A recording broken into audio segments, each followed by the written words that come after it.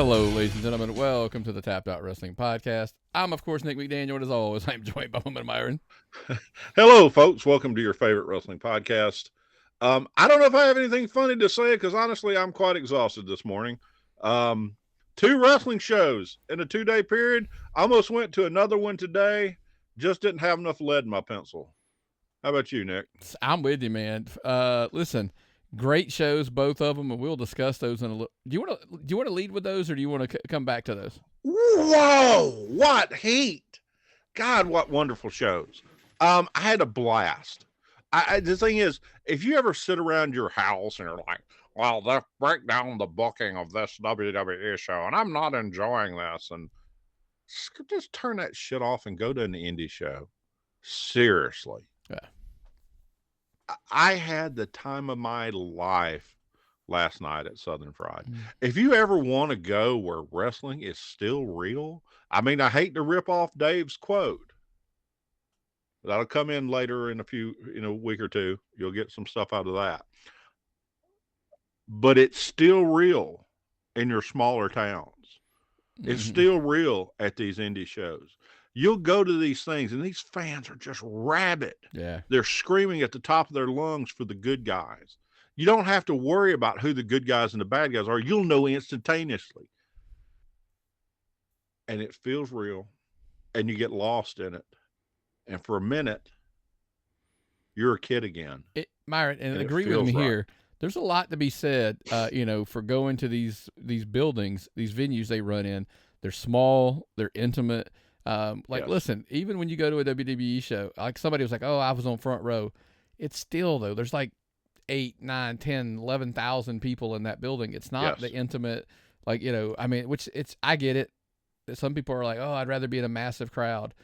I don't know, man. There are some nights that I'm like, I love, because think about it, there's not a bad seat either venue. No. So we were in Canton at Southern Honor on Friday, and we were in Monroe at the Boys and Girls Club on Saturday, and not a bad seat in the entire either building.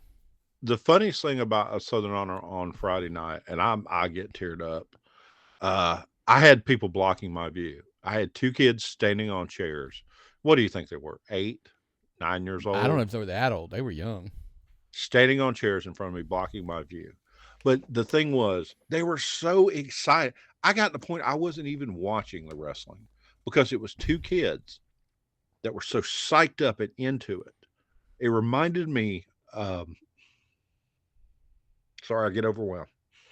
When I was a little kid and I was at Boutwell Auditorium and I was shooting birds at the Iron Sheik. And it was the last thing one my father did before he left and married a stripper. Sorry. That's a country song. Yes, it is. Well, I always say, I'll give you 2 failed marriages. Because, I've had 1. And I'm working on the second one. I give you 3 is when things start getting down. But when you get on your 4th, it's your fault. Yeah, it might be you. It might be you, and that's why I relate to my father. Yeah. But the last thing he did before he married a stripper was take me to Boutwell Auditorium, and that is just imprinted on me. And to see those 2 kids enjoying wrestling at that level was amazing. It's like when we took your grandkids, your grandsons to wrestling, and they were so into it. Didn't make a noise except to cheer. Yeah. Little kids bitch and whine about everything. They didn't complain about anything. They were so into it.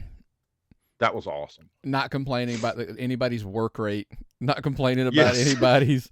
He's not selling. Yeah. He didn't sell. He missed his spot. Yeah. Didn't matter. So Southern Honor was on fire, man. The show was spectacular. Listen, they took a month off. I think they're going to have to re-engage the crowd back in, get them hooked back. The crowd was off a little bit. It was a weird vibe for the crowd, but the show was spectacular. There was a lot of stuff going on. They're building to, some stuff very similar to Southern Fried. Southern Fried's heading towards Shindig. There was a lot. There was a lot of moving parts at Southern Fried on Saturday night, last night, based on, when we're recording, guys. Jesus Christ. Todd is I'm going to call Todd Sexton the booker for Southern Fried. And if I can go behind the curtain that much, Todd is the great mechanic as far as keeping so many parts in motion. Okay. And keeping so many engines going. It's just, Jesus Christ. And now he has a lot of help. He has some of the greatest wrestling minds. I've grown to appreciate what he does. And it's funny. You say this about a lot of the good bookers. Yeah. I listen to Bischoff on his podcast a lot, talk about, you have your A story, your B story, your C story, and sometimes you have a D, E, F, story. And it's always like, the problem is you try to shoot for your A stories running. The B story, it might be right at the same timeline, but sometimes it's a show behind. Yeah. Because when the A story angle ends, the B story becomes the A story. Yeah. And so you got to have your E, F, G. They may not all make it to your A story, but they will slowly slide up in priority over time. So you've got a new story starting, even as one's coming to an end, building. So, and I think that is what Todd does very well. Well, Todd is like my cook stove upstairs. It's got one big burner. When you really want to get the fire on something, it's got a little bit of burner in the back to simmer. Okay. Todd knows when to move something up to the big burner up front. He knows when to put something down in the stove. He knows when to put something on simmer. Yeah. It's just, and the thing is, you got to realize too, I walked by the dressing room last night and I looked in there and I saw some of the best wrestling minds in Georgia back there helping him too. And Todd helps out at Southern Honor. Yeah. So you got to consider the greatest thing going on in wrestling, in my mind, is the amount of cooperation going on. Yeah. And the amount of talent working together. And any weekend that those two shows happen together, you're going to get the best wrestling shows probably in the Southeast, in my opinion. So we'll come back to some of this, to the independent talk. We just wanted to, look, both shows were phenomenal shows. We had a great time.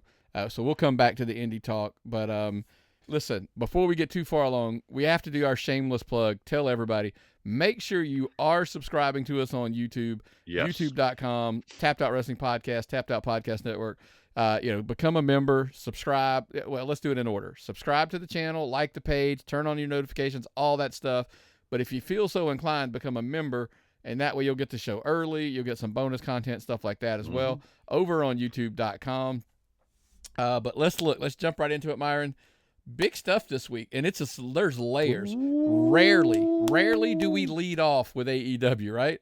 People are always surprised when we do. But I am very, very intrigued by multiple layers of this puzzle here.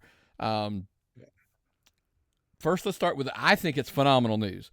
We addressed the Wembley Stadium announcement, whatever it was, and then when they made it, and then now there's talks like, look, there's 45,000, 50,000 reservations to get pre-sales on tickets. And, look, we've went back and forth about what that means. How many do they end up selling? Look, I always thought 50, 60 wasn't a terrible, possibility. I'm starting to lean closer to, I think they can do 70, 80. Well, we looked at this, and we looked at the pre-sales for the WWE just ran a show, 2022, in England, and their pre-sales were insane. 59,000 for a show that did 62,000. That's, even if it's just ticket bookers and ticket resalesmen, you got to realize that those tickets sold. Right. Those tickets sold quick. I guess the European market may be different than it is here, but those people believe in getting their tickets. So AEW, a company with a lot less history than WWE, has already sold. Well, now we don't even know how many tickets they're going to offer. They may not offer the full 90,000. They may expand. They may not put those tickets available. We're 2 weeks out from when they become officially available, roughly. They've already sold roughly 40. Now, well, they've reserved. As we said earlier. They reserved. As we said they earlier. Pre-sold anything yet. We always put the fact that we assume most AEW fans are single virgins, and they only bought one ticket each. But see, my argument was opposite of that. That's why I think that 70, 80 is doable, because if 45,000 reservations, if you buy 1.5 tickets per person, even then, because 2's 90. I don't know if I don't know how real that is, But even at 1.5, you're 27, you're around 72,000. I think they've got probably a foothold on a bigger goal than I was going to give them credit for. I was going to say $50,000 seats, and they've hit everything out of the park. They've proven something that I didn't think they ever could. But I think they're going to do better than that. I'm going to go ahead, and I don't want to start like a charity board where we every week we come here and give you an update on how minutes Tony sold. But I think this makes Tony a lot more confident, and it lowers the Tony Khan panic button down. I don't know that there was ever a panic. He doesn't feel so well. You may say there's not a panic button, but I will tell you, if he'd only sold 15,000 tickets, I guarantee you he'd have pulled the trigger on CM Punk. Regardless of what Punk asked for, he'd have pulled the trigger and brought him back. Well, let's talk about that a little bit, because that's come up in this, some of the goings on and the rumors and innuendo, as they like to say, is that, look, Punk may be coming back. Punk may be back for the Chicago show, like midsummer. Or in June, I guess it is, or whatever. They might use him to help debut the new Saturday show. Because, I mean, hey, obviously with a new show, you're going to want to spike a rating. You might as well try. I mean, it worked when they did Rampage, right? It spiked that rating, but look at them now, right? So you got to maintain it. However, should we go my full conspiracy theory on this, or should we just let that ride out? Because first of all, I will give kudos to Mike Johnson. Mike Johnson put out a post that basically said he wished everybody would just leave the story alone, because he basically feels like it's a scab that people keep picking at, that if everybody would just leave it alone, it could probably heal and probably get worked out. But every time somebody picks at the scab, it bleeds a little bit, and it makes it more difficult for those guys to get along and work together down the road, whether it be Jericho, whether it be him. Now, I will throw my full thing at this point. I'm not normally this guy, and I won't lie to you. I make fun of myself about my own theory. Like, how crazy is that? I'm like, this is what I think, and then I'll tell myself, you're an idiot, whatever. I wonder to this point, with Jericho reacting and interacting on Twitter and social media about it, there's a part of me that wonders, like, look, Punk needed to be out. He was hurt. Tony Khan strikes me, and this is not a knock, by the way. We both said it, and we're like, kudos if he pulls it off. Tony Khan strikes me as the guy who would love to pull off this kind of, and I don't want to call it a swerve, this kind of a story. Bro. No, I literally call it a story. What if the whole thing was just made up? It was all an angle. It was a work. So there was a second gunman on the grassy turnbuckle. Not a conspiracy theory. No, I really, dude, how is it a conspiracy theory? It's wrestling. Why would you put anybody past this? Jesus Christ. That's the logic. We're sitting in the car. We actually got into Monroe last night, and I'm like going over this stuff, and you're telling me this, and then you drop this whole conspiracy, and I'm like, I can't argue with you. I can't argue with you on this. It's totally plausible. And the thing is, if you're a young company and you want to make a big mark out of some big marks, you want to really put yourself on the board, this is the perfect opportunity. This is the epitome, and I mean, this would be the epitome of working like the dirt sheet fandom. Like, let's use Meltzer's readers and everything they know, in air quotes, against them. Make them think they know all the dirt, boy, and just work them with it. I'm like, how smart would that be? And as crazy as it sounds, I wouldn't put it past them. And again, kudos if Tony Khan can pull it off. I would tip my cap to him for pulling it off. All parties involved, kudos, great job for working it out. I would have to say CM Punk will be the weak link in this chain because he's temperamental. I would give Jericho perfect credit. I would involve Jericho in any kind of conspiracy theory because I know he'd just do what was good for business. I guess I'd trust Kenny and the Bucks. Myron, the epitome of a great con is working somebody with everything they know. You just said, Punk's the weak link because he's temperamental. Maybe they want you to think he's that temperamental still. They're bringing back the Great Khan. I know that. Hold on. Okay, yes. That's the thing. They're opening a... I got worked again. No, I'm not saying it is. I wouldn't put it past him. Oh, it'd be funny. I enjoy it. I enjoy it. By the way, knowing this thing at Wembley didn't happen. Like, people make me laugh when they're like, "This shit didn't happen last week." if they were planning on going, I almost promise you, this was being discussed last year. You can't. You what you're telling me is, Nick, you just can't call Wembley Stadium and book it 2 weeks out. No, you can't even do it 3 months out, I'm guessing. It's not a bingo hall somewhere in Evansville, Indiana. No. So my point being, hey, if we're going to fill this 90,000 thing, Punk's getting injured, anybody got any ideas? And the hands start going up. Hey, what if there's this magical, brawl that happens and we work the dirt sheet riders while he's out for months, or the fans that read the dirt sheets and work it all against them.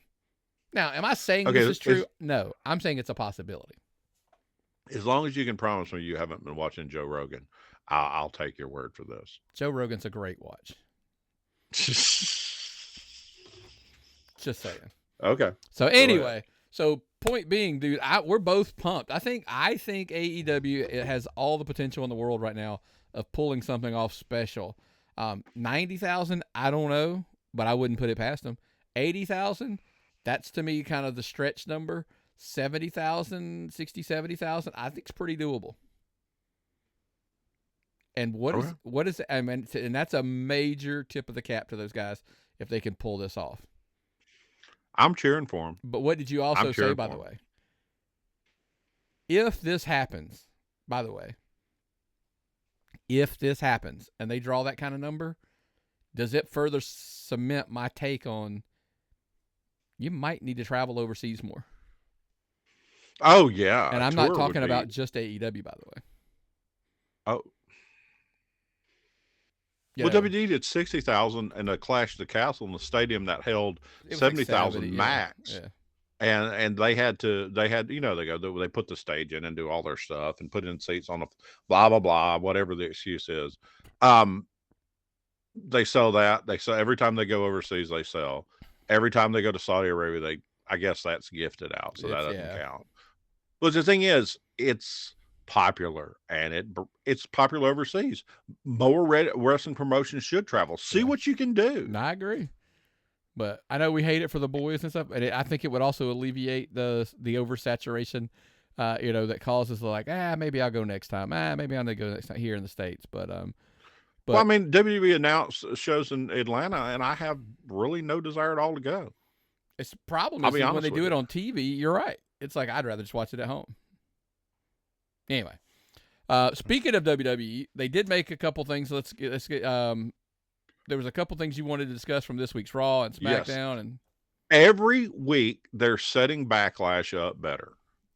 I have to ask. I'm like, honey, can you tell me more about this Bad Bunny guy? Is he really this popular?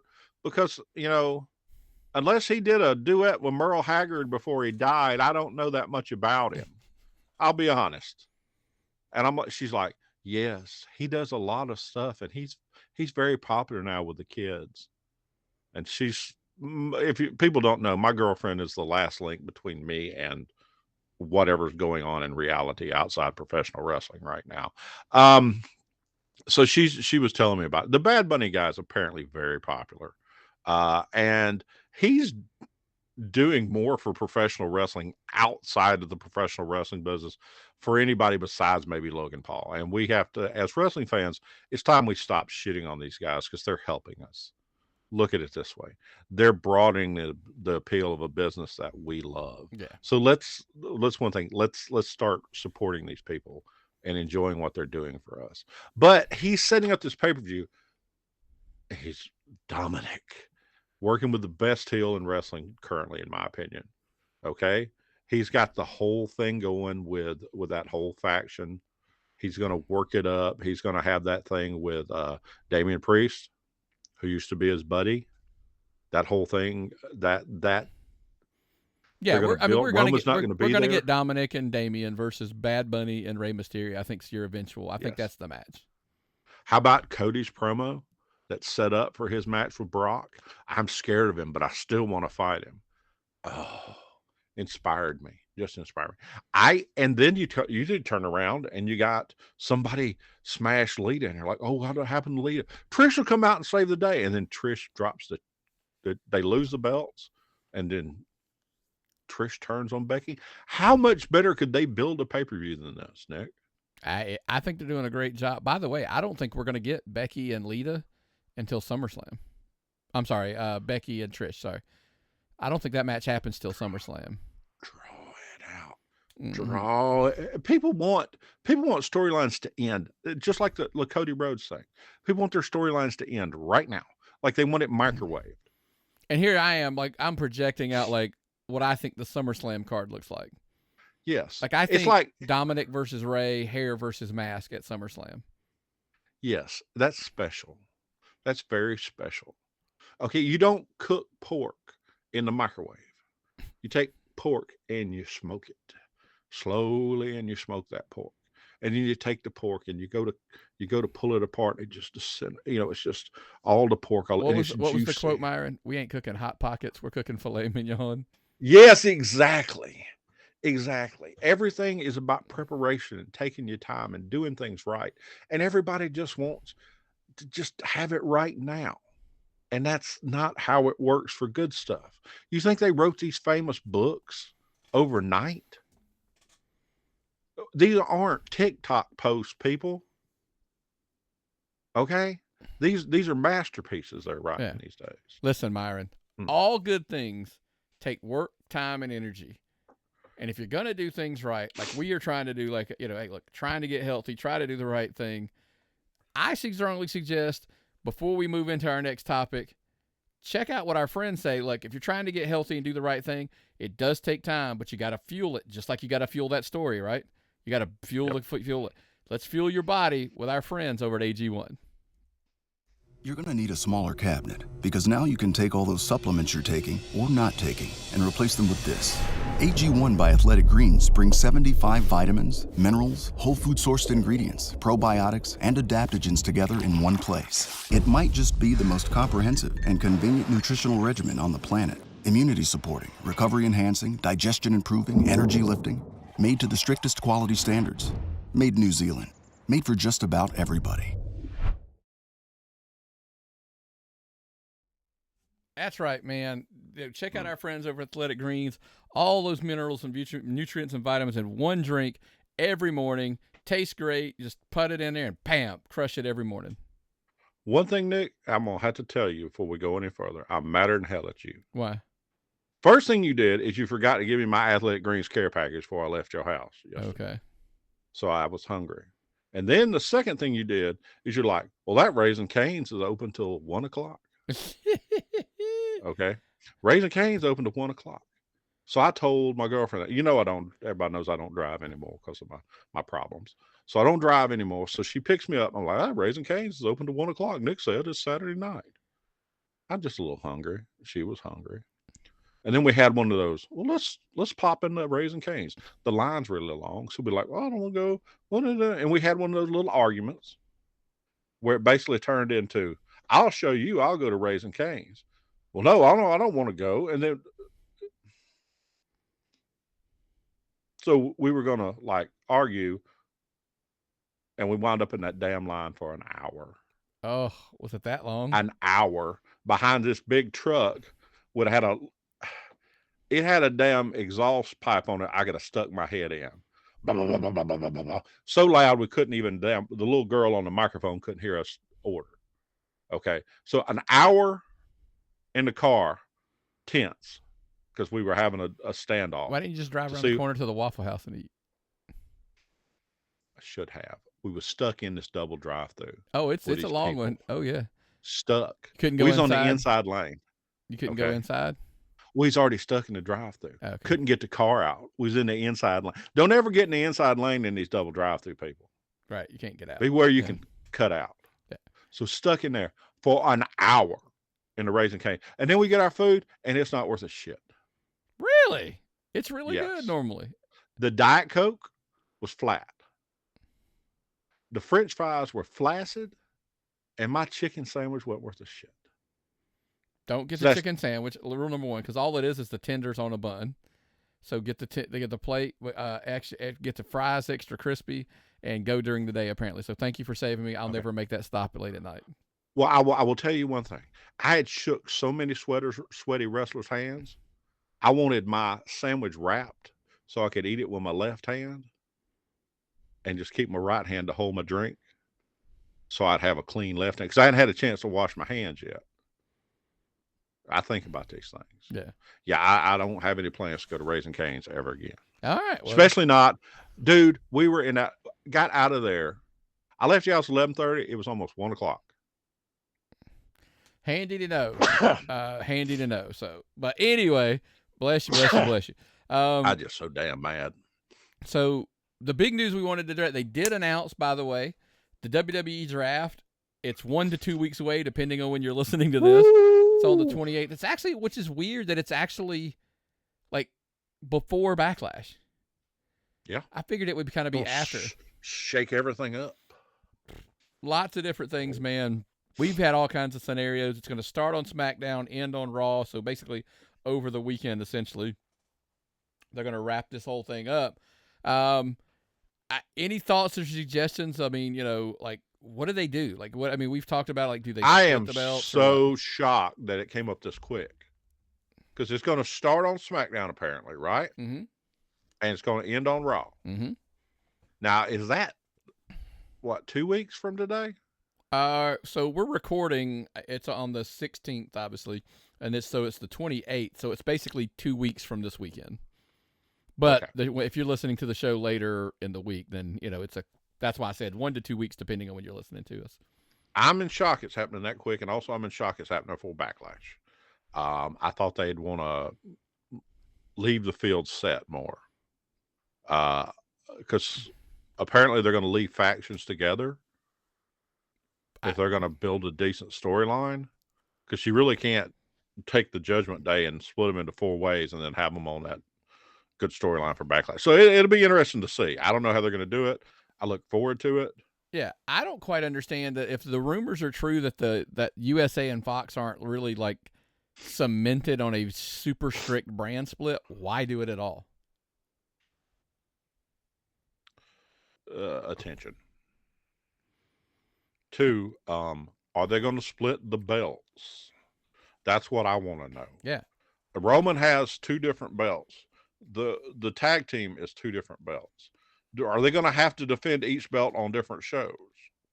We discussed that. That was a good topic. I would love to look, tappedoutpod@gmail.com. Let us know what your thoughts are.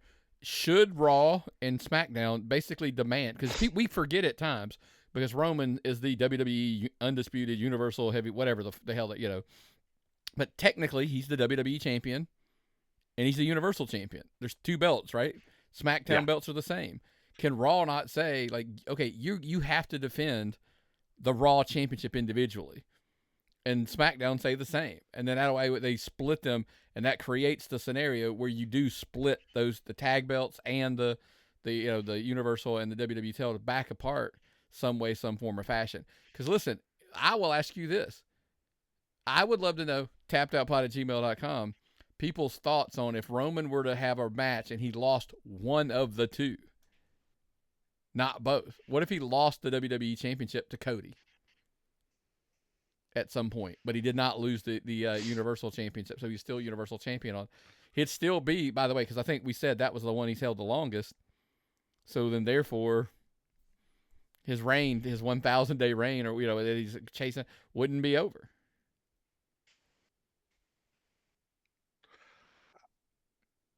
I'm confused. Yeah, there's so many unanswered questions. Yeah, I'm going to need a rule book on this. Mr. H, or what they call him now, H. Yeah. H. I would need a ruling, Mr. H. I also heard that you are solely in charge of creative. Vince has sent an email to tell everybody. Now you will, Mr. H. I've heard that you will consult with Vince, but you're solely in charge of creative now. Thank God. So I'm gonna need some more details on this. If we're gonna comment on this adequately, please send us a memorandum on how this is gonna work out, please, sir. Yeah, I would. There's a lot of stuff. The rules, like how they're gonna work to them, teams staying together, obviously, factions stay together. Do you draft? Our belt's going to be split. I think over the next couple of weeks we find all that out. Just kind of totally different. The draft process in general, by the way, the NFL draft's coming up. The draft process in general fascinates me. I've always been I love the movie Draft Day. I get it. People are like, oh, it's overrated. It's not that good. Doesn't matter. It involves the draft and the behind-the-scenes workings of how it works. I'm fascinated by that. I've always been that way. We joked about it one time. Remember one time we talked about there was a joke going around that we should do it for the indies, we were talking with Heath, that's who it was, and we were like, we should do something like a draft of if you were to start your own promotion in the indies, in Georgia, and do a mock draft between the 2 or 3 of us getting together and trying to build a roster between us. That we should try something like that. That would be fun. Now, I would only have to do this in Georgia because we are not as well versed in out-of-state rosters. 100%. We would only do Georgia wrestlers, and then and I don't want to leave out our national audience, but let's just have some fun if we're going to do this. If you want to have some fun, when are we going to do it? I don't know, man. We could probably get it set up down the road. It'd take a week or so. Or shit, how long are we doing on the show? We got 27 minutes for an hour. Do you want to run a little bit late? You want to see how long this is going to take? You're going to go on the clock? You think you could do it? You think you could pull it off? Well, you could just let me get a list. Let me get out a spreadsheet here. Let me open the spreadsheet, see if I can keep up. Now, I will need a little bit of rules. So you got a free hand. So so let's. Let me write all this down here. You can just pretend. You sit there and type them all in as we make our picks, so that way you've got it on your side. How many picks do we get? What would be fair? Let's do 20. 20 picks. Okay. What about tag teams? How do they count? Well, I think the same rules got to apply as the WWE, right? You can draft a tag team. You get both guys. Like Freebird rule. Well, just, the hypotheticals. If you took, I don't know. Pick a random tag team. You get both wrestlers. I would say, it's going to be men's, a singles, single men, women, and then tag teams.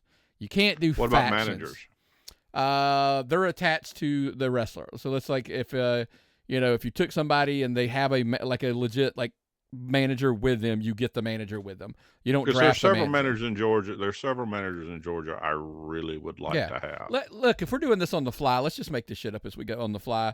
We can argue. Well, I'm gonna try to. I'm gonna try to, but I'm gonna have to beat you at this, Nick. Yeah. So it'll basically be, look, we're booking at this point. We're not doing, this isn't going to be a top 10. This is just going to, let's bounce it off of each other.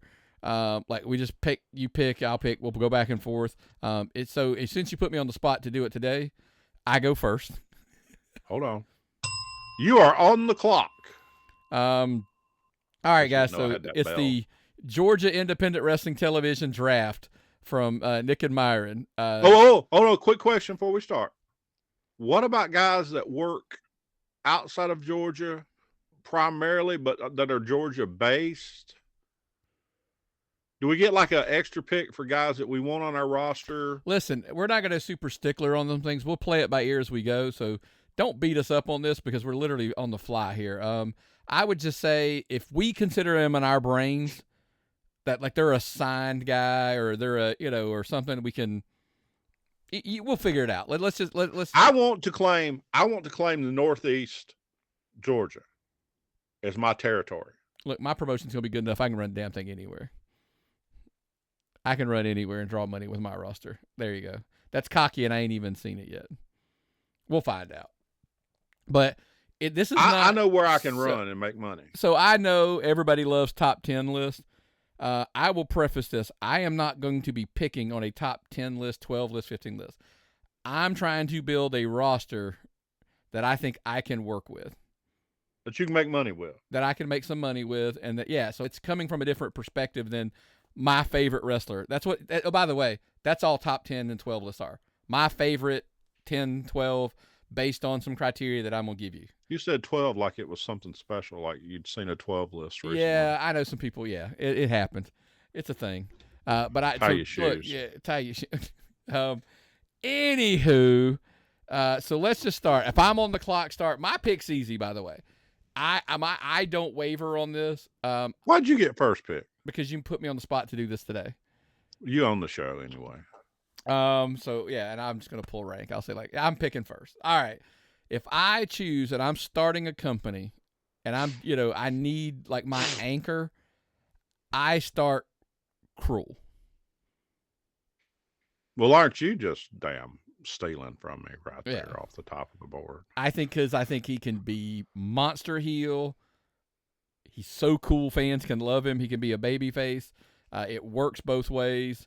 I just think, and look, at any moment, I can put the strap on him, and it's legitimate. But you know what the cool thing about Cruel is? He doesn't need a champion to be fucking cool. That's why I'm a fan. So, ring your bell. I guess I'm on the clock now. On the clock. I'm going to have to go, because, I love tag team wrestling. I always have. I'm going to go with a strong tag team. Freebird rule. I get 3 wrestlers out of this deal. Guys that are incredibly popular, guys that always bring a lot of people into the building, and guys that can work on their own. I think this is a steal to go ahead and get it in the first round just to get it off the board so you can't. I think I'm going to take the All-Star Special. Good pick. Probably one of the best names in independent wrestling. And you know what's fucked up? That's a good pick because you get 3 talents out. I get 3 wrestlers. I get 3 talented wrestlers. I get the great mind of Willem Huckabee on top of that. And if they split up, I've got 3 guys I can make money on. That's a solid pick. I will give you that. Yeah, that's a good one. I won't lie to you. Okay, it's number 2, Nick. Come on, it's your turn. I need a guy. When we're thinking about it, ring the bell. I get you. Bing. All right.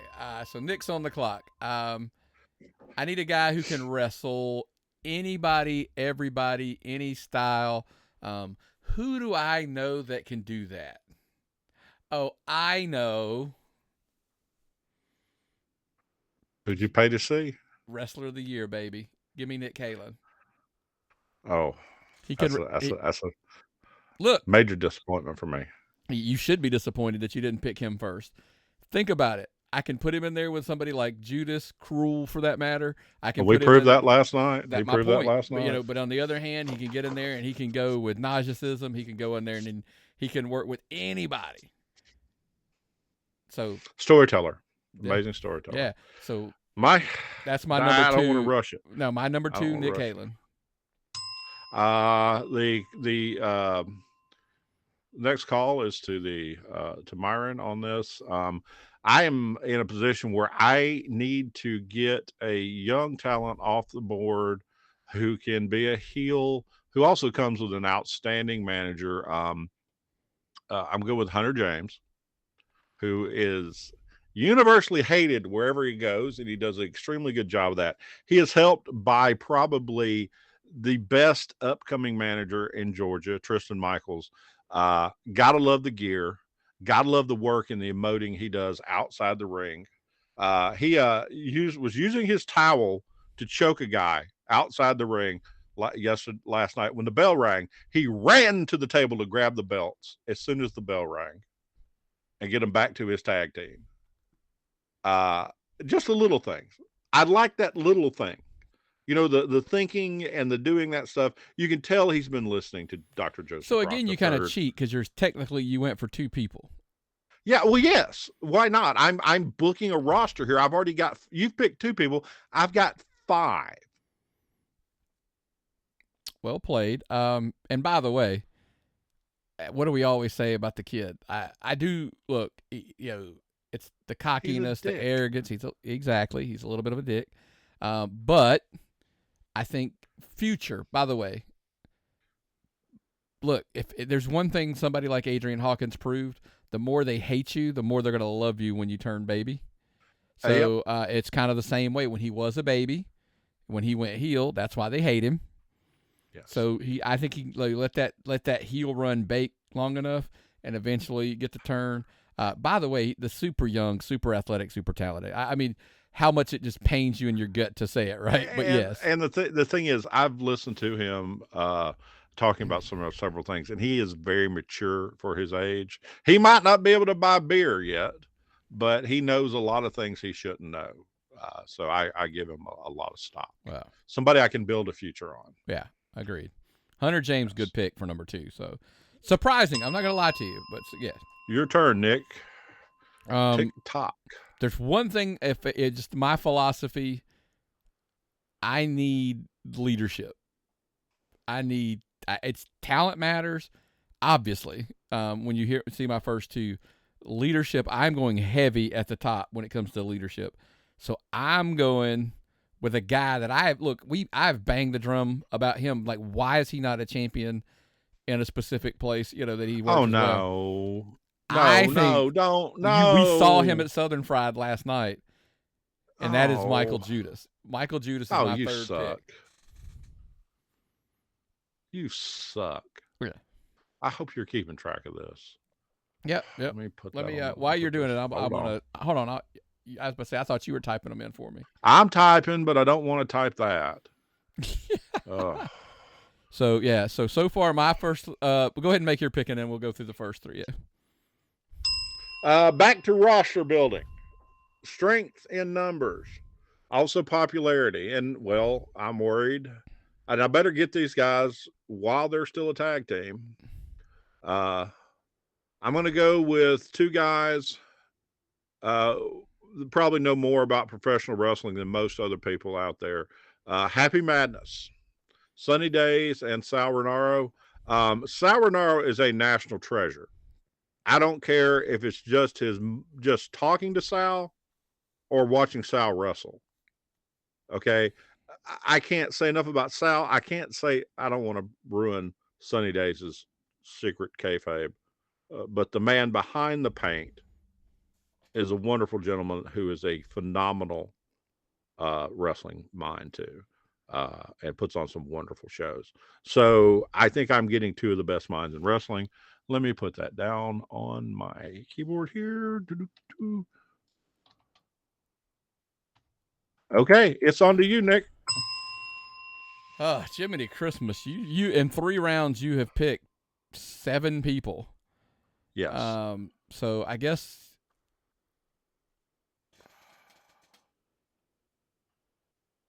I might pick somebody else in the spot, but for the argument's sake of what I'm trying to accomplish, with the 4th pick, what are we going to call this? The AEW Draft, the Georgia Independent Wrestling Draft. I'm going to pick Exotic Youth. Oh. Yeah, I go Exotic Youth. I think I get 3 super talented people. I get the heels that I need. I don't even have a heel tag team yet. Shit. Now, your Happy Madness could be a heel team. They're a heel at Southern Honor. I know you don't think of them as a heel necessarily as much, but they are. So there's your tick. But yeah, Exotic Youth. I think they're young, they're hungry. They do the heel. They're as people just hate them. Like literally, the fans just hate them. So that's my take. I go Exotic Youth number 4.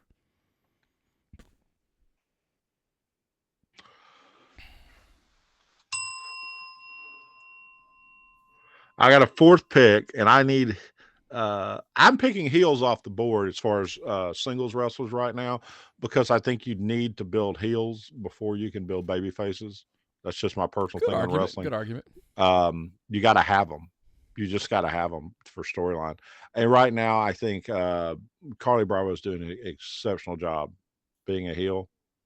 I think he's probably going to do more heel work long term than he is as a baby face. So I'm gonna go ahead and take him, get him heel, get him off the board, and work on that. You did it because you knew he's probably my next pick. It's probably your next pick. Also, he's good on the microphone and can give me a lot of work there too. Yeah. I honestly, yes, I probably would have pulled the trigger on Carly. Number 5 for Nick McDaniel. So you took my 5. So kind of in the same vein, if I had to think here for a second, I'm gonna go AC Mack. I still get the mic, I still get the talent, look, he's done some phenomenal things over the last year and a half, 2 years, on the national scene, but clearly it looks like he's back. So I would go AC Mack as my next pick to give me that mic work. Oh. Plus, go ahead and pick your fifth, and then I'm gonna make a statement, I guess. Oh God, I'm gonna have to now. There comes the babyface run. Gunnar Miller.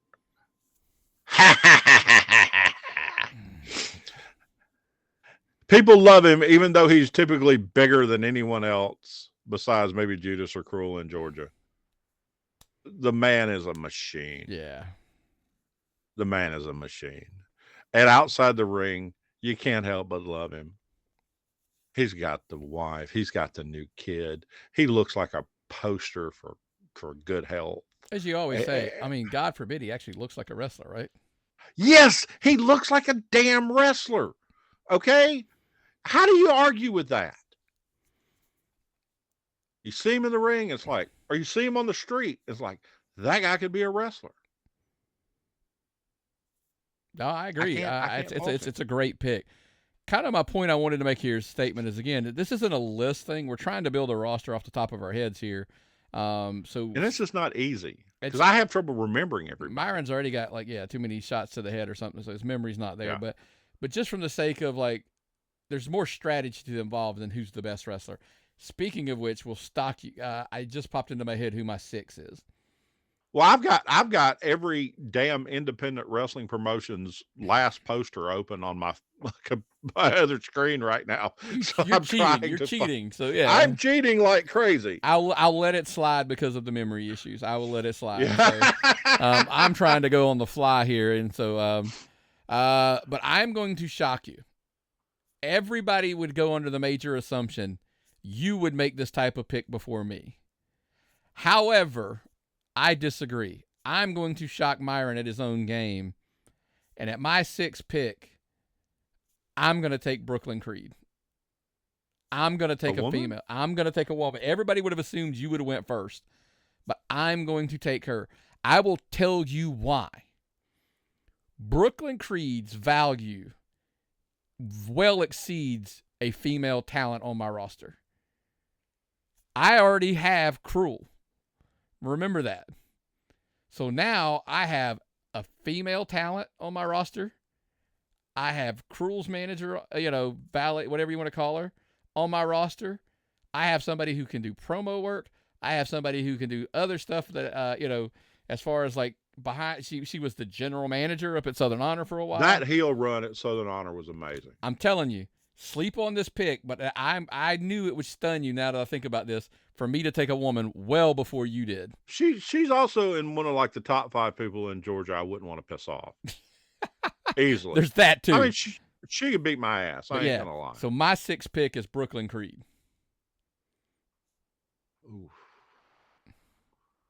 Ooh.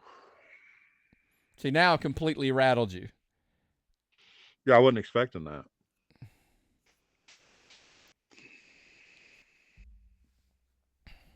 And I don't have. I'm gonna. Oh, it's hit me in the gut. I gotta go with the greatest babyface to ever wrestle in Georgia. the greatest, the man who's wrestled in Georgia longer than anyone else, the man who has seen more crowds, the man who still fills more venues than anyone, Terry the Rocker Lawler, the nicest man on the faces of the earth. So now you're just trying to get even with me for taking a woman The wrestler man the man who introduced us at our first wrestling show, the man who was so nice to us. If I had a decent father figure, it would be Terry Lawler. I will tell you this: you just gained a lot of locker room leadership and knowledge and some stuff that'll teach some of those somebody that those young like the Hunter Jameses and the Carly Bravos and even All Star Special like Jay and I know Huck's been around a while, but somebody that those guys can sit under the learning tree and learn some stuff. So that's a good move, and I think you just did it though because I took a woman before you. I also picked Terry because I know you went to high school with him, and you knew at some point he's on my draft. I got you. I understand. He's one of your emotional favorites, and I had to get you.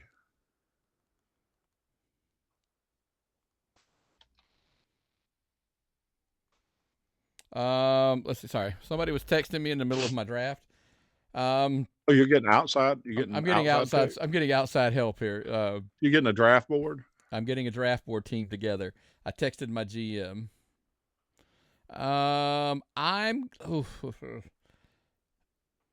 I'm gonna go again. I need somebody. I'm thinking about people that are that are also versatile, that can do multiple things. They can work baby well. They can work heel well. They can do both. They can wrestle a bunch of different styles or whatever.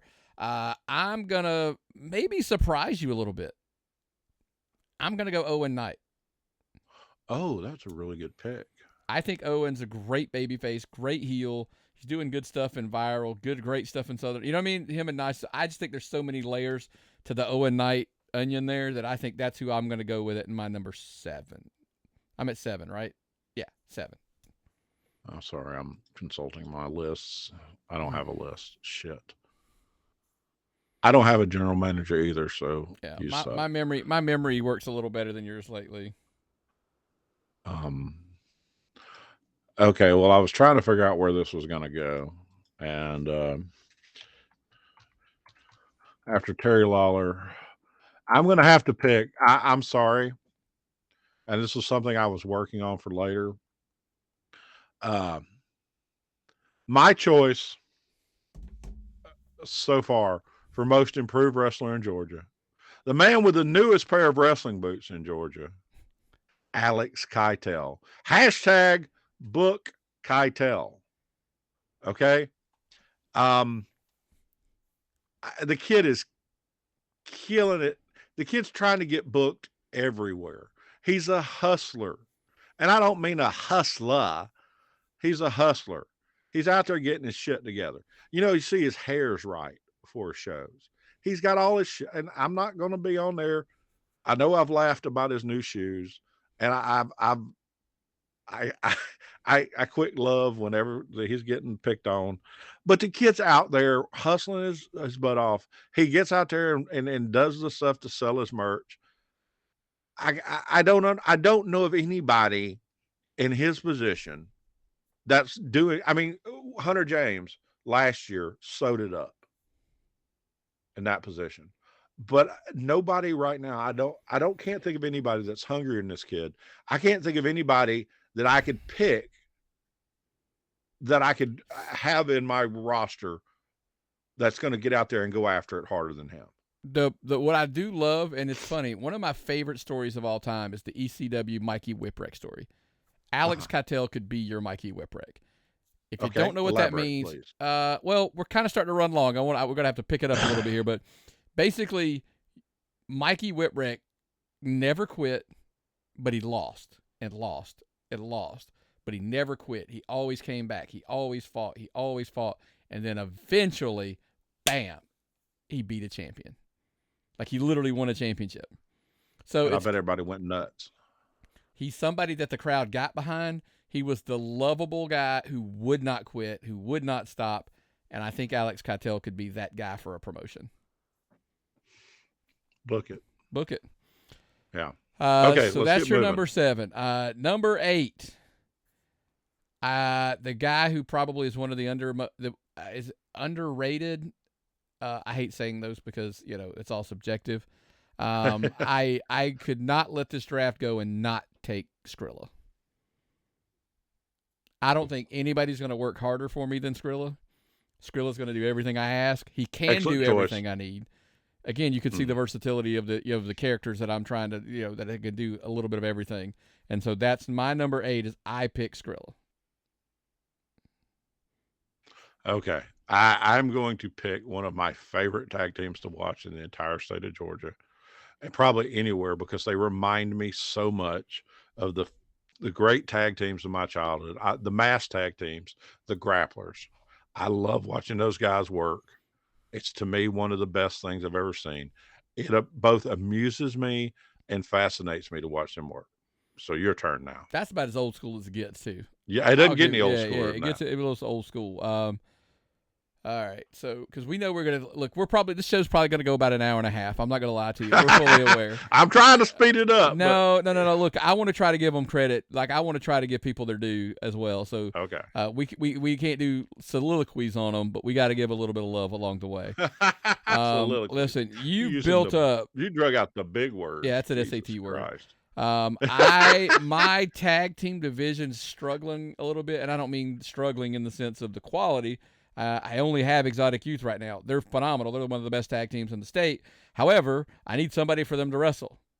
You've already taken a couple of the other big tag teams, so I kind of need to get one. And if it were me, I think I'm going to stick it to you. I take the Undeniable, and I get Matt Hankins with the Undeniable. Oh, you suck. Oh, you suck. I'll play your own game against so damn you. good. I'll get a manager. And I love those guys. So, Shane Marks and Brian Blaze. Yeah. Oh, yeah. They're terrific. Yeah. I still remember that chair shot he gave G. Do what?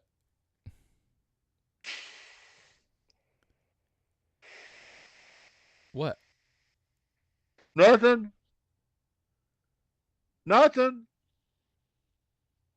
I didn't say anything. Back to what I'm doing. My turn. Okay. I'm going to pick my favorite women's wrestler in Georgia. Also in the top 5 people I wouldn't piss off, Crystal Rose. I've seen her get color in a steel cage match. Badass. She's somebody you could put in a match like that. She's somebody you could put in an intergender. I'm not an intergender fan, but if I was going to have one, of all the women in Georgia, she'd be my pick for it. Okay? Because I know she could handle it. She's legit, able to work with anybody. Yeah. And she's working with people all over Georgia currently. Definitely, Crystal Rose would be my pick. So that's your number. If I was going to build a women, that's my number 9. Okay, yeah, I'm trying to keep track here. We're on 9. Yeah, I was wondering. I was kind of surprised you hadn't picked a woman yet. You like the way I'm stalling by talking about your pick, so I can think about my pick. Yes, you haven't put me on the clock, and you didn't give me a timer, so I'm gonna work it. So come on, stall. I got you. I can't believe I haven't picked this guy already. Chip effing Day. Oh, good choice. Chip's my 10. Pick at 10. Same thing. That's a steal. Baby, heel, technical, brawler. I don't know. Guy can kind of do it all. I think I'm getting a steal at 10. I'm glad you didn't pick up on what I just said. I'm going to have to call an audible for my plans. Cheater, the big fucking deal, is my number 10. Okay, yeah, he was coming on my list. God Almighty, that guy. If you've ever talked to him, he's a genius. I mean, he's smart guy, but he's intimidating as shit. When they play his music, it's scary. When he walks out, fans go nuts. Jeter is way too good a pick to let go. I got to get him on there. All right, good pick. Yeah, he was coming. He was on my list. He was coming. I knew, but I just now he threw off my game a little bit because I love monsters. I just love monsters. Obviously, you got a good bit of them so far. So I definitely would have picked him. So you know what? You're right. I do have a few monsters, so I need to go with a few picks that are more of the slayers of monsters. Joe Black.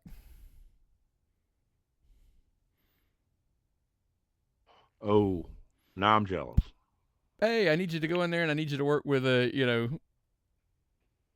Drake. Anyone. JD Drake. I need you to go in there and work with Kyle Matthews. I need you to go in there and work with Chip Day. I need you to go in there and work with Cruel or Judas or whatever. Nick Kalen. Yeah. Huck. Probably one of the greatest. The problem with working in Huck is he's going to be on your roster, clearly. So he's not working. Yeah, but I'll loan you if they'll do another one of those matches with the car. Yeah, no, that took too many years off. But so my I got what are we at, 10 or 11? That is our 11th. Okay. No, that's our 10th picks for both of us. No, that's your 11th. Yeah, it's my 11th. It's my turn. So Joe Black's my number 11, because I don't know anybody's any tougher, and so that puts you at pick number 11.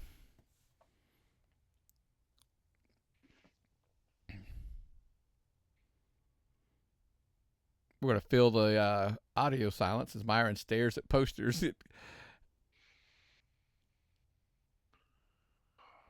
You're supposed to learn how to stall a little bit, like where I go, like, Joe Black was a great pick, Nick. You should, I can't believe I didn't pick him before then. I can't stall and talk at the same time right now. Yeah, well, I just figured I just silenced you with my Joe Black pick. Well, you got me pretty good there. Yeah. So I'm gonna, I'll just go. I'll go with probably one of the best decisions I could go right here.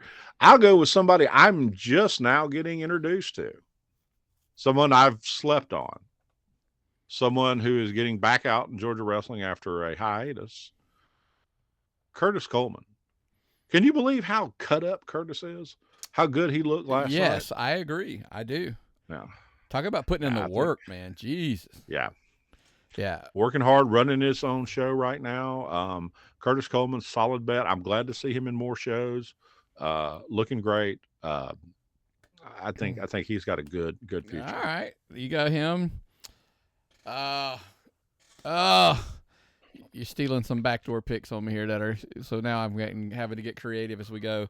Let's see. I've got Chip at 10, Joe at 11. I'm trying to look at who I got to work around. Oh. I need a dance partner for some of those guys. Here's one on you. Just popped into my head. I can't believe you haven't picked him. Fari Morales. Oh. We used him on our show, and I'm like, yeah. Yeah, he's terrific. I wish you'd quit picking so damn fast. I'm having trouble writing your picks down and trying to look for my picks at the same time. Well, listen, you can type away and look while I tell everybody why I just stole Fari Morales, who's okay, go ahead. Nightmare trainer, works pretty much all of he works Mucha Lucha, obviously. He's also a traveling guy, but he is a Georgia guy. He can wrestle that lucha style to pick up the pace on my card for me. I can throw him out there with Chip or with Joe. I'm not gonna lie to you. I'd pay money to see Fari Morales and Nick Halen, right? Oh, definitely. So yeah, so those type of things have happened, but that's the kind of things that I'm hoping to put on mine. So my 12th pick is Fari Morales.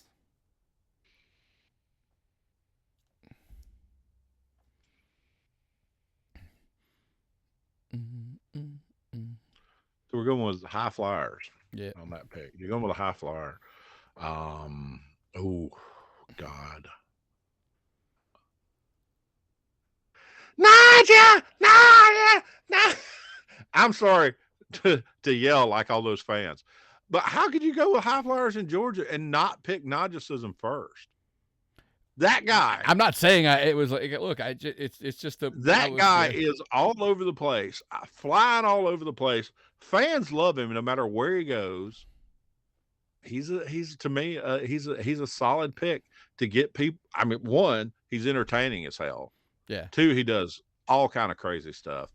And 3, he puts fans in seats. I mean, I hate to tell you, but man, I'm booking up Northeast Georgia. I don't know, man. I think there's a lot because I might actually start running multiple towns with this roster. I will say Naj is a great because he's a great underneath babyface, like to work from underneath against the big, bigger. So that's a good pick. And talent wise, that's pretty hard to beat. But you know me, I'm also about filling seats. Yeah. And you know what draws money, Myron? What's that? Heat. Heat draws money. I'm listening. So I'm going to kill 2 birds with 1 stone. I am going to get some heat, and I'm going to work my tag division at the same time. Okay. I'm going to draft at number 13. How lucky 13. I'm going to do the approved. Adrian Hawkins and Bobby Moore. Now, I'm cheating here. Full disclosure, I'm breaking a rule. They are not together at Southern Fried anymore, but they are at other promotions. Therefore, I'm going to use the rule that I'm taking the version because I already have Nick Kalen up in my early parts of the draft. I want the approved. I want Bobby Moore. I want Adrian Hawkins. That's the team that I want. So my tag team at number 13 is the approved because who gets heat better than those guys? No, nobody does. I like that. So that's my pick. I'm going tag team, heat. I go approved, lucky number 13. I know. I took your team. I knew you wanted them. They're so good. I mean, they are so good. And so many different versions of them. Okay? So many different versions of them. So many different places you can see them in. It's that's insane, man. That's such a good pick. I like it because it gives me the opportunity to work that approved storyline with Nick Kalen and stuff down the road as well. And I got to do this. I'm continuing to pick in the same storyline we saw last night. I'm gonna go with Techi Mikuji and his Green Mist. Now, I get Joseph Brock in this deal. That's what I figured you were going for. Joseph Brock is my favorite manager of all time in Georgia. To me, he is he is the Jim Cornette of Georgia, in my opinion. What I can say about him, the greatest thing I can say about him is last night, him and his pupil Tristan, who is, like I said, is developing into be a phenomenal manager. They showed how to get atomic level heat last night. They held Najicism down while Techi Mikuji jumped on him. Okay? A splash, by the way. Splashed on him. Didn't kill him, like in the sense of kill him. Didn't do anything crazy. He splashed him. Just splashed him while they held him down. Yeah. Okay? Looked like it was going to just absolutely die in the thing. And they held him down.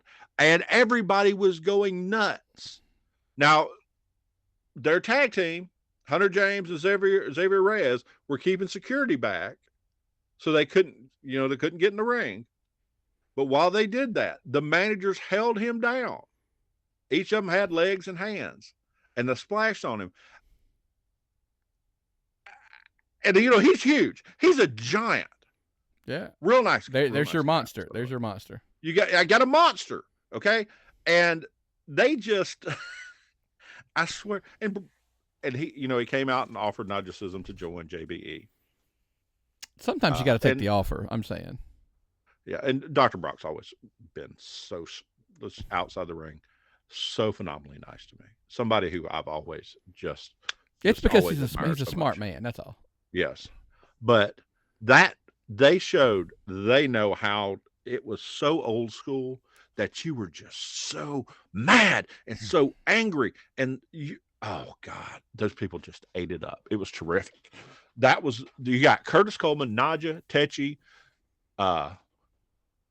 Hunter, Xavier, both managers involved in that story. It was great.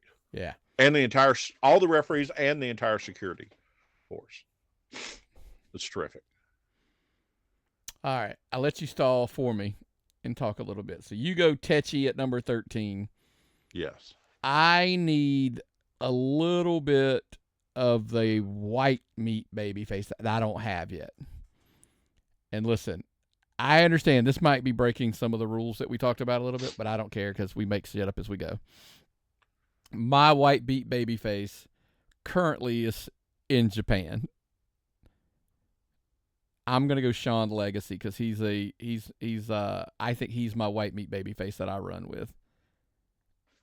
At pick number 14. I'm gonna call a violation. For what? Violation. I wanted to pick Cyrus, but Cyrus is in Japan. I thought Cyrus was a pick that we had to. No, listen. Violation. Sean Legacy is just on a tour, I'm just saying. Sean Legacy babyface. It's my rules. I'm going to make them up as I go. He technically is a Georgia wrestler, South Carolina wrestler, whatever you want to say, but he does wrestle at a couple promotions in Georgia, several actually, I should say that. And so I think he still qualifies. Look, he won a tryout to get a run over there. He's not signed there yet. But I think I can pull this off. I'll allow it. Yeah, okay. Under protest.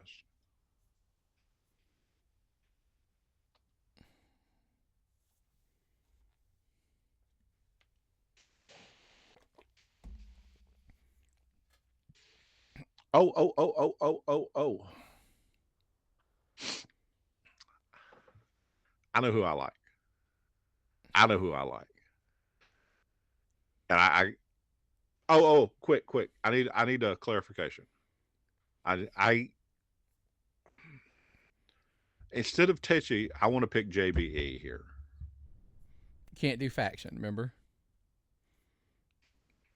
I gave you Brock with Tetchy. Okay. What if Drew Blood comes back? Drew Blood's not coming back. I hold this thing out. I hold out of all the people I want to see return. I really want to see Drew Blood return. Drew Blood is my all-time favorite wrestler. Good. If anyone asks if he ever comes back, I really want. But since that, okay, there's a tag team called TSF. It's got this guy in it called Hunter Knott, who undoubtedly, to me, has to be one of the toughest people I've ever seen. And I will give you an anecdote about him. How many times, Nick McDaniel, was his shoulder dislocated in one match? And was he tried it 5? To they popped it in like Rodney, 5 times. Security man Rodney, who, if I had my shoulder dislocated anywhere on the face of this earth, I would want Rodney to put it back in. Regardless if I was in France, I would prefer Rodney coming over to put my shoulder back in than anyone on the face of this earth, because I would trust him. No offense to Rodney, give me a doctor. No, I'd want. If it wasn't going to be a doctor, give me Rodney. Yes. But if I was in an arena somewhere and my shoulder went out, Rodney, I'd trust Rodney. Rodney put that guy's shoulder in. I mean, seriously, his shoulder was like blah, blah, blah, blah, blah, like Bugs Bunny wobbling. And he kept popping his shoulder back in. That thing kept popping out. And that guy tried to continue the match. Even tagged in. We joked about it. Tougher than a $2 steak, man. Yes. So I got to give him that, man. Yeah. And he's been trained by QT and Cody and them over at the Nightmare Factory. Apparently he's a Twitch streamer also. So that gives me another somebody to actually help you promote. Yeah. Yes. Because that's one thing you miss out on. You miss out on social media correct use. And Twitch is social media, whether you like it or not. Most people in local professional wrestling use social media as an abomination. Okay? Well, yeah. I mean. Okay.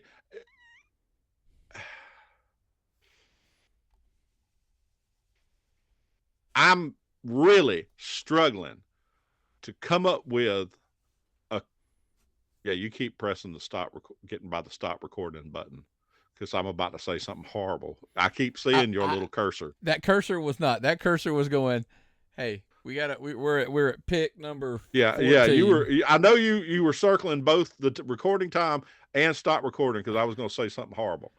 But here's the thing. How does this affect TSF? Be positive. Give yourself a good image. Make yourself look good. Yeah. Okay. I'm an old man who wants to advance myself on social media looking like a crazy old dad figure. And you know what I look like? I look like your crazy old father, your grumpy old man. I agree. And that's what people expect out of me. And so I have a very carefully cultivated image as your crazy uncle or some old fat guy sitting in his basement complaining about professional wrestling. That is true. Actually, that's what I do. Yeah. Actually. So sorry, but you don't ever see any parts about the bad shit in my life. Right. Or so I don't post about that. Let's go with this. So we're at pick 15. So I'm on the clock. Yes. I cannot believe that I'm going to blindside you again and take another pick that I'm stunned you haven't picked yet. I understand why. Lots of times in the NFL draft, in the late first round, you will take a pick that's kind of a flyer. I'm under every assumption there's coming a day that this young lady will be back on posters. No, you can't do that. I'm going to take a flyer. I'm taking Danny Jordan. You can't pick her. Yes, I can. You can't. Why? Well, she's on my pick next. But that's not how this game works. I'm taking Danny Jordan because I think when healthy and when working, I think she's one of the best. She had a run of how many female wrestler of the year back to back. Yeah, well, what I will tell you about Danny Jordan is I believe in her. 100%. I believe in her. She is someone who knows what she's doing. She's someone who knows how to work the crowd. She's someone who knows what they're doing in the ring. She's one of the most competent women's wrestlers to ever come out of Georgia or ever train in this area. She's working with DDP in them now. She's in the best situation, in my opinion, a young independent wrestler could possibly be in. She's building herself up. She's building herself up personally. When she comes back, I think she'll be $1 million. Yeah. So I am cheering for her. I hope the best for her. And I think she is an asset to women's wrestling in Georgia. I'm pissed off that you picked her before me. So at pick 15, I take Danny Jordan. So now my anchor I'm going to stall for you a little bit. My anchor of my women's division isn't one wrestler. It's not just, it's Danny Jordan and Brooklyn Creed. Like, that is the base. You took Crystal. I got it. But so my base of my women's division is Brooklyn Creed and Danny Jordan. And I think my women's base is solid with those two as the anchors.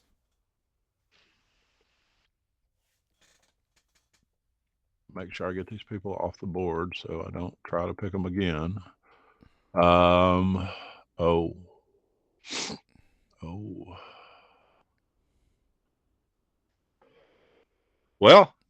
I'm going to have to stick in the line of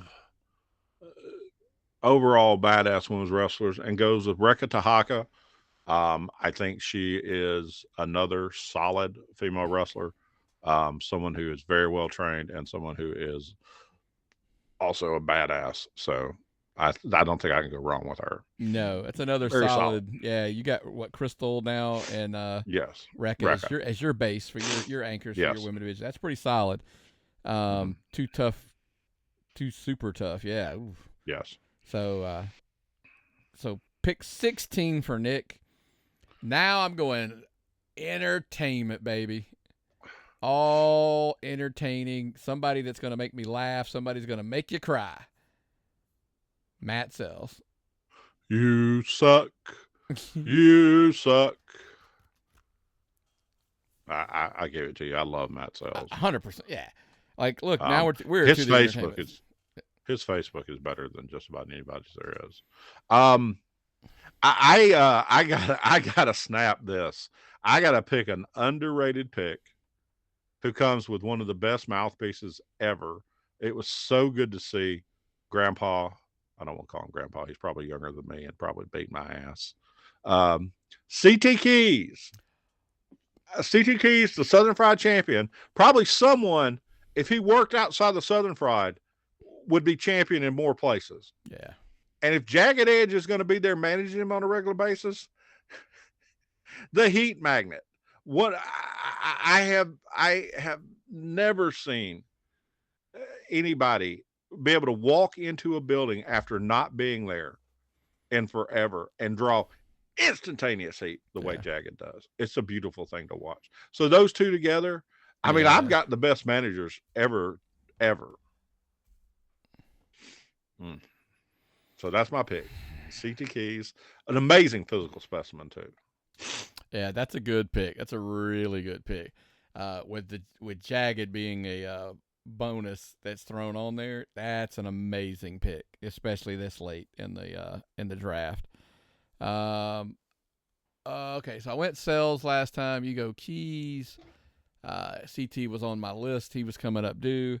You know what? I'm going to stick entertainment. Not that Duke can't work, whatever that means these days. I'm going to go Scott Mason. Oh. Scott Mason got me to get into a car and drive to Colbert. Literally. So you're starting to pry into my hold on Northeast Georgia. I am. I was making myself the Vince McMahon of Northeast Georgia, and you cracked in. I might have to work out some trade deals with you to get Scott Mason. Oh, you suck it. Yeah, Scott Mason, man, he is super. I mean, you know, when he's baby, he's hysterical. When he's a heel, he's nobody hated more. I just, again, it's all about, to me, it's about diversity of being able to work both sides, babyface and heel, and I think that's something he's really, really good at.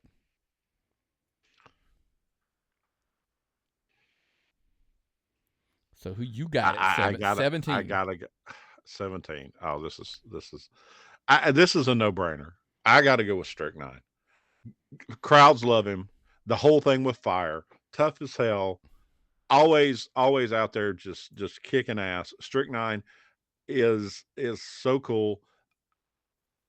I gotta get this guy is cement for my roster. Yes, definitely Strychnine. Solid pick. Been around for a while. Tough as nails. Good brawl. You know, good brawler. Good mosh pit brawler. Like, yeah, that's a good one. That's a good one. Plus, I mean, he's a good one that you can throw in there with those monsters that we talk about. Yes. I'm going to stay in line with one of my other picks, the one I just did. But kind of in the vein of what you just did. I'm going to go young, though. I'm going to go Proc the Croc Johnson. Hold on. So I get a powerhouse. I thought he was young. I thought he just was fishing in Florida now. Nah, he still works, baby. He works IWE. I haven't seen him on a poster. He works IWE. He works South Georgia. He works. So yes, he does. He counts because Nick said so.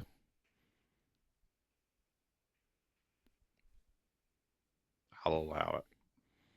So Proc the Croc Johnson. I get young, powerhouse, athlete. I get, you know, all those, you know, he, again, can work, baby. Love him as a heel, though. And then I've got that opportunity, some history there with Scott Mason from my last pick. So I think I'm pretty happy there. I'll go Proc the Croc Johnson at number 18. So who you got?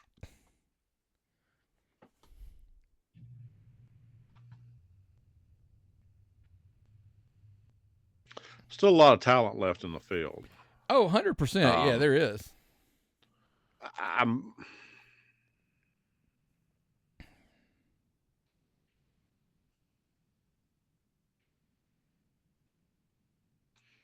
okay.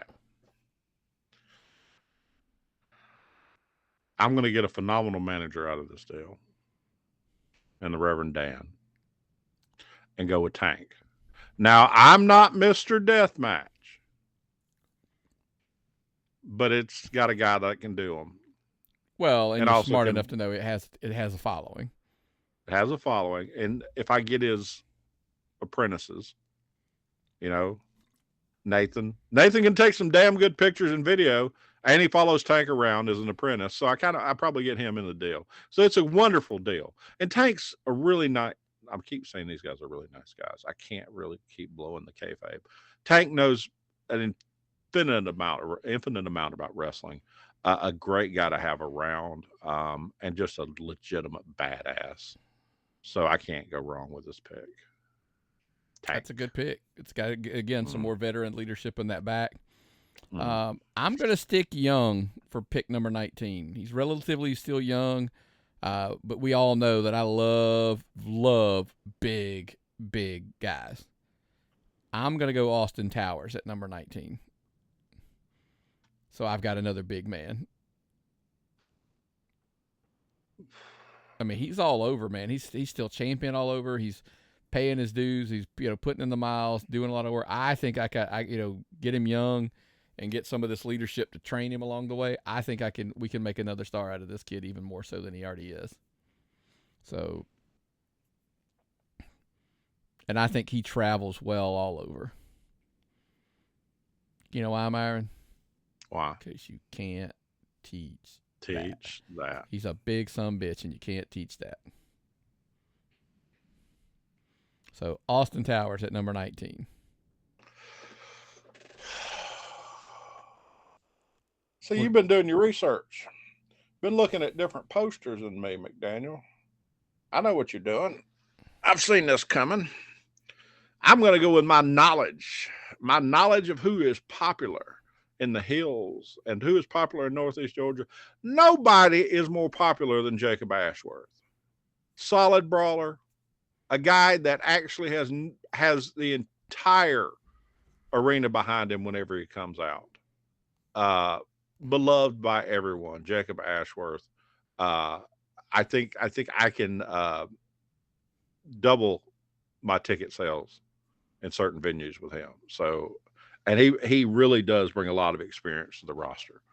So I think that's a no-brainer. What you got? Last pick. Don't blow it. All right. So number 20. I got something for you. I got something a little devious. Well, you've been sneaky this whole damn time. So there's somebody that I want on my roster. And I maybe want him a little more than on my roster. Wrestling? He can wrestle.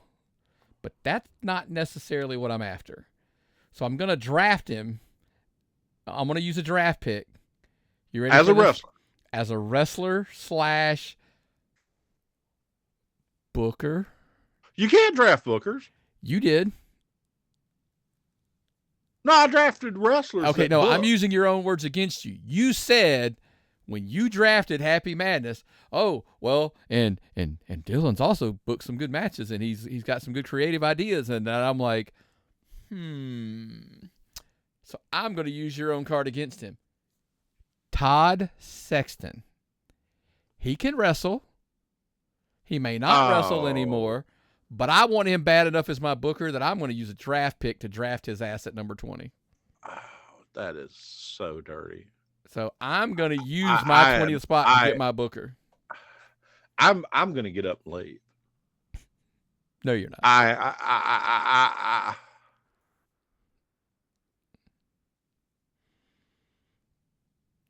Todd Sexton, my 20th pick.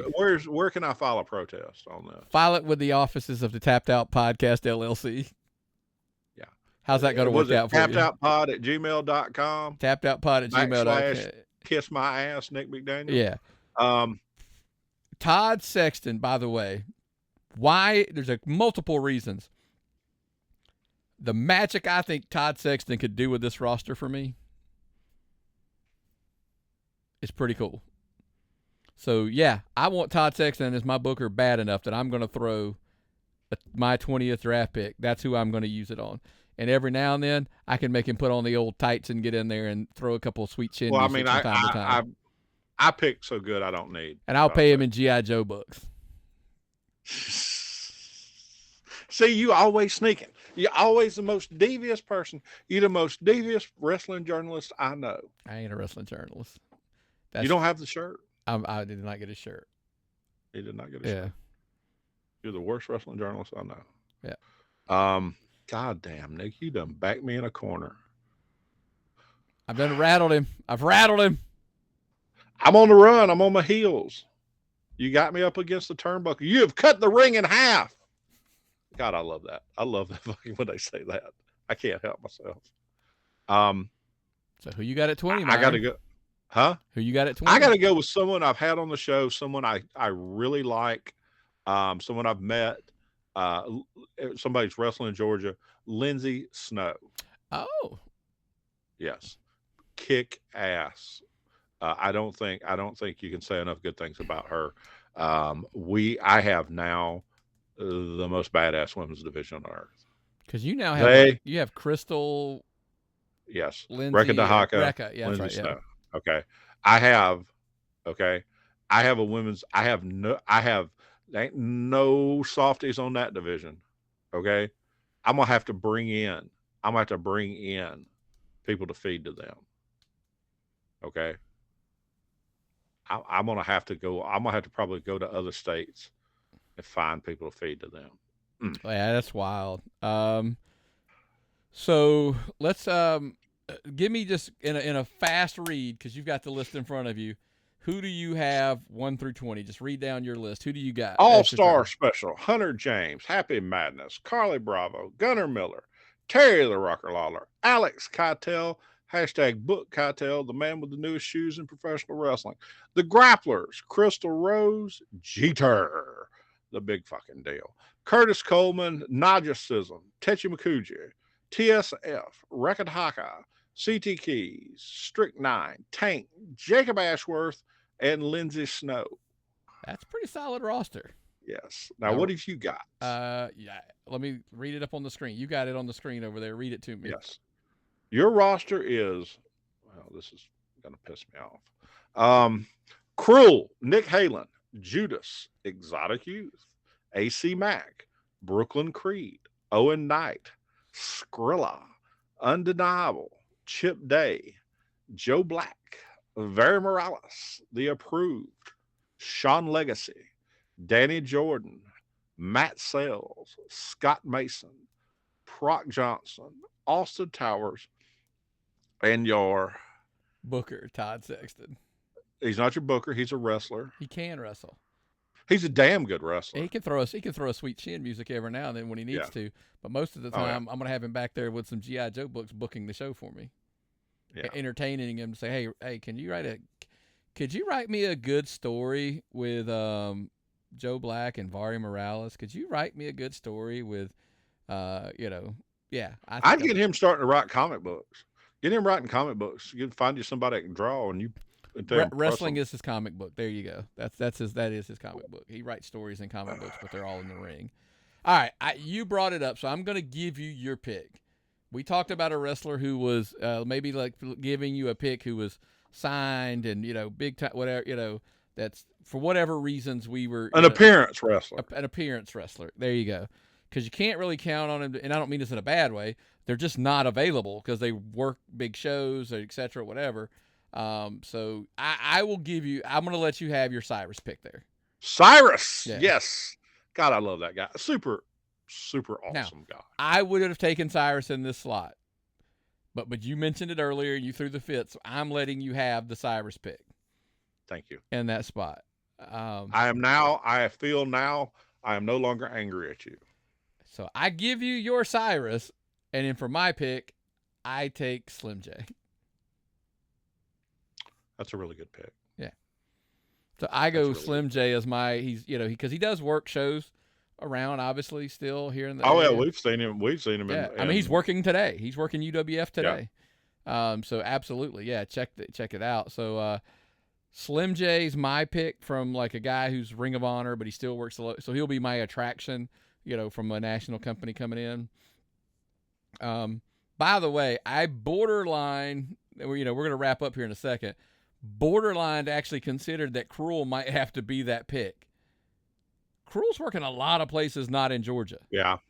Yeah. So I kind of waffled, but I was like, Nick, you want him? Just break the rules right out of the gate and just take him because, we'll deal with that later. So you know what? This has been. I don't know why I agreed to do this. It this was show your has idea been, to do it today. I was like, hey, we could do this in a week or something. I never agreed. This is not my idea. I never agreed to it. We've gone 30 minutes over time. I had so much good content written, and this now everybody's going to be mad at us. But look, there's nothing to be mad at. This is not a who's the best wrestler. we were building a roster on things that we thought of off the top of our heads, and we were thinking of it from the aspect of who, I look at it this way: who's versatile, who can do this, who can do that. Doesn't mean I think this guy's that better. I mean, look, there are guys, that I'd love to have on my roster, but I was just kind of like, hey, look, when you're picking, like, if we weren't going to have a women's division, like, hey, I don't, hey, I'm going to have a women's division. I want Danny Jordan and Brooklyn Creed. Okay, well, if I didn't have a women's division, I'd have 2 slots and there'd be 2 other guys on the roster. But they're not in order. They're not like in a ranking order. I took them because, look, the draft is like all drafts, NFL draft. Some are reactionary, right? So you took based on you were getting bodies. Well, I tried to build the biggest roster I could get, and 2, the most solid. Yeah. In every position. So because you have to get. I'll have you email me that list. I will post it behind the paywall, so somebody can get a member. The member. What it looks like. And, whatever. We'll figure that part out. And in the meantime, we're going to break down announcers, commentary crew, gear guys, heads of security. I don't think I'm going to run YJ against a Rodney. See, that's just my crew. I just hire those 2, and then they can fill the rest of the slots. Anyway, so that was pretty fun. Mooney's going to be my pick. So, man, hopefully you guys enjoyed it. Look, give us your list. What's your, it's tough when because somebody was like, oh, I'm going to send you my 20 list. Well, it's tough when you're not drafting against somebody. Because, look, there's a lot of people on Myron's list that I would have taken. I would have taken a lot of your list, too. But guess what that means? You just got to them first. Unfortunately, that means some of the people on your list wouldn't have been on your list. Yes. So it's a little. But I built a super strong roster. Like I said, I would feel comfortable running shows with that roster anywhere in Northeast Georgia. Yeah. So hopefully you enjoyed it. Look, share your thoughts, tappedoutpod@gmail.com. Like I said, somehow I will try to get it over on YouTube, youtube.com. I will try to get this list behind the pay member wall early. Of course, the show's there early if you're a member. But if you're not, and you just watch it on a regular basis when it comes out, like the page, subscribe to the page, turn your notifications on, all that good stuff. And listen, we're not fully, we're not lost on the concept that there's somebody right now in their car listening on Spotify, Apple Podcast, Amazon Music, whatever. All of the podcast platforms. We appreciate you guys supporting us. Again, give us, make sure you're subscribing if you are, and give us a 5-star rating and review if you are so inclined. We would greatly appreciate that on all of the podcast platforms. It helps more than you know when you do that kind of stuff. Yes. So, Byron. Support our advertisers. Yeah. Buy a T-shirt at Pro Wrestling Tees. If you can prove to me you've bought a T-shirt at Pro Wrestling Tees, or if you've got a voucher from Athletic Greens, I will do a dance-off with Jeff Mooney at the next Southern Fried Show. Don't do that. You almost just swallowed a thing of water. Okay. Sorry. You want to see me dance off with Jeff Mooney? You've seen my dancing skills. Dance off time. Yeah. That'll be exclusive behind the paywall over to me for the paid members. So, well, man, that was actually kind of fun. Show up in a tapped out tee. Maybe next week we should do the WWE one. Who knows? We could do a draft for the WWE one, or maybe do that behind the paywall or something. I don't know. But that was in fun. Hopefully you guys enjoyed it. Look, it's all in fun. Let us know again. Share your thoughts. tappedoutpod @gmail.com. We greatly appreciate all the support. Anything else before we get out of here, man? Because this is one of the longest shows we've done in a very, very long time. That's all I got. I'm tuning up to dance. There you go, man. Well, what's the old saying, brother? If I've got nothing and you've got nothing, what time is it? It's time to tap out.